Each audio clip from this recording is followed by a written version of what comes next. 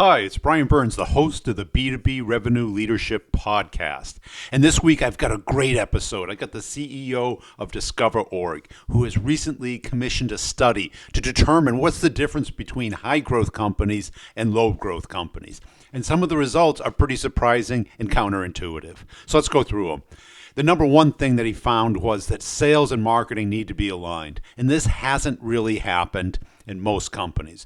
Most of the companies, it's set up that they fight against each other instead of work with each other. They speak different languages. They have different objectives. They point fingers because they're not helping each other out.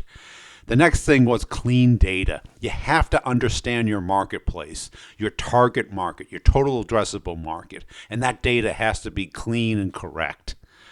Also, account-based marketing has come to its time. Today we have the data. We know who the people are. We know how to engage them. We know how to reach them with our message.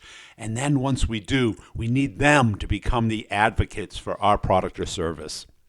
Also, what we talk about is being able to coach salespeople. Salespeople need to be able to get feedback, to correct, to understand what they're doing right and what they're doing wrong and how to become better. And this is something that really hasn't been able to happen because you got all these people on the phones all day, but today there's technology that will help you. And being able to go cold outreach is critical, he found, that high growth companies have cold outreach. In the old days of thinking that cold calling doesn't work, it may have changed. It may be less effective, but it still works. And the highly personal, target-based, with real events talking about what they care about instead of just what you care about.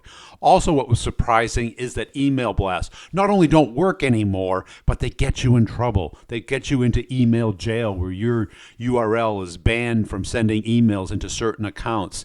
And LinkedIn and Twitter accounts are taken down because of breaking these rules. And this has a tremendously terrible effect on companies.